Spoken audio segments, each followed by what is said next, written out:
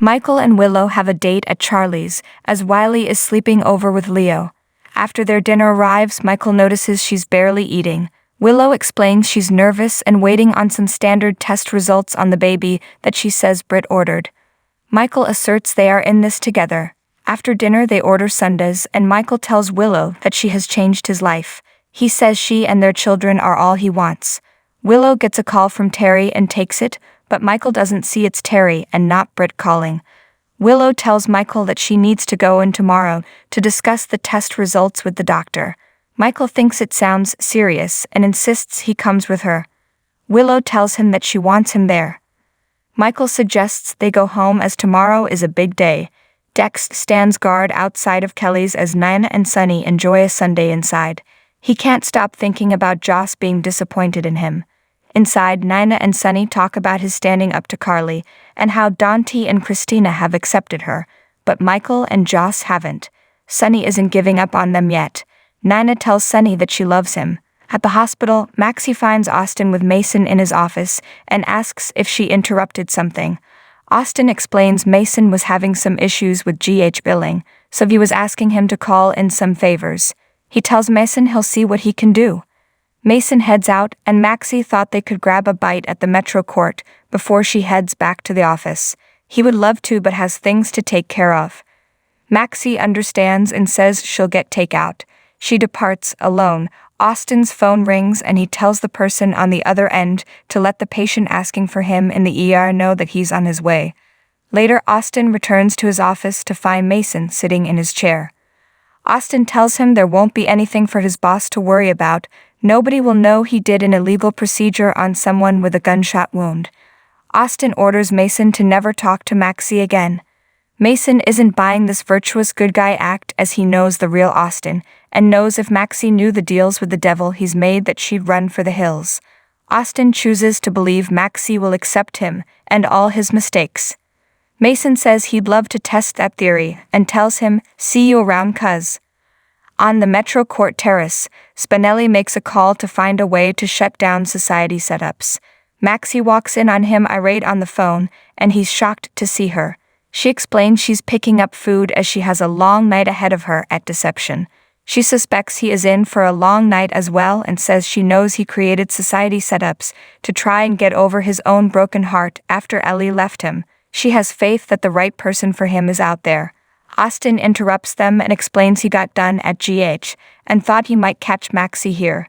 Spinelli learns Austin knows he's behind society setups, and Maxie insists he can keep his secret.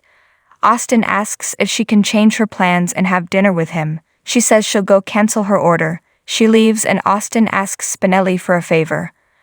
Austin wants Spinelli to run his algorithm on himself and Maxie. At Portia and Curtis' place, they speak with Jordan about the possibility the hook could come after Trina. Curtis feels someone should call Taggart. Curtis mentions how this further complicates things with the upcoming wedding. Jordan is surprised but congratulates them on setting a date. Portia reveals they are aiming for Valentine's Day. Curtis excuses himself to call Taggart. Portia thanks Jordan for the good wishes on the wedding. Jordan still believes she owes Curtis the truth. Portia explains Curtis hasn't gotten his genetic tests back, and until he does, she won't turn everyone's life upside down with the possibility Curtis could be Trina's father. Jordan urges that it's more important than ever to tell Curtis the truth and not go into a marriage with this secret hanging over her head. She thinks Curtis has the right to know that Trina may be his daughter. Curtis returns and says Taggart is willing to do anything to protect Trina, even rejoin the PCPD if it comes to it. Jordan heads out, and Curtis tells Portia they can change the wedding date with this new threat hanging over them. Portia refuses and is certain Trina would want them to be happy. At Carly's, Joss suddenly realizes that Cam could be in danger too. She calls him to warn him but only gets his voicemail. She leaves him a message to call her and texts him as well. She wants to go looking for him, but Carly refuses to let her go out there with the killer on the loose.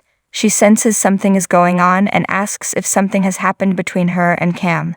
Joss recalls helping an injured Dex button his shirt, but insists that things between her and Cam are fine, aside from being targeted by a killer.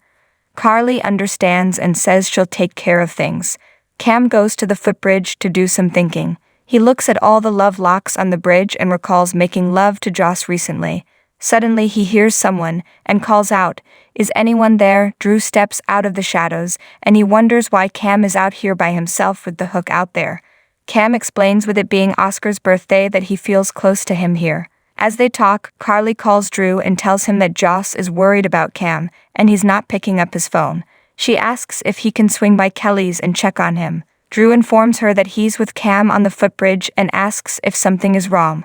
Carly simply tells them to get home safely. Back at Carly's, she's shocked to find Drew turn up on her doorstep.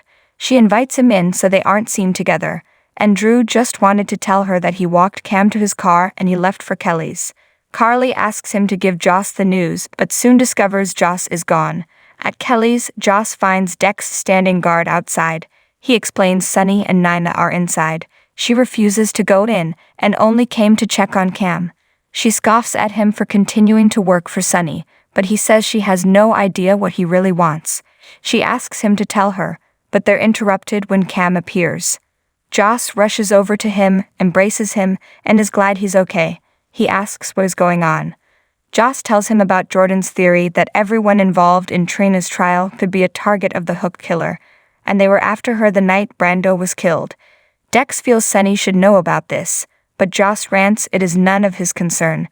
Dex insists this information is more important than her pride. Dex, Joss, and Cam head inside, and Dex tells Sunny there is something he needs to know. Joss tells Sunny, "Someone is out to kill me and Cam." At Carly's, she tries to call Joss, but she's not picking up. Carly decides to go to Kelly's, and Drew insists on driving her. When they open the door, they find Joss and Sunny standing there. Joss tells Carly she's fine, and Carly orders Joss inside. Joss storms off, and Sunny informs Carly that he knows about Jordan's theory. He says Dex is taking Cam home, so he's going to head out. After he leaves, Carly quickly tells Drew to go as Sunny must see him leaving. Drew kisses Carly goodbye before heading out. Joss stands in the background stunned having witnessed the kiss.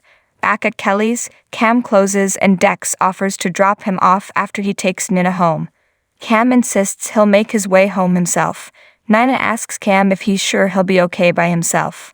Cam says he'll be just fine. Once alone, Cam looks at his phone and sees Joss' missed message. He smiles. On the next General Hospital, Valentin returns home and tells Anna that he has a plan. Nicolas and Esme argue. Victor feels like someone is trying to get rid of him. Nana tells Sunny if she has to step aside, then that's what she'll do. Heather tells Dr. Dreamboat to speak now or forever hold his peace.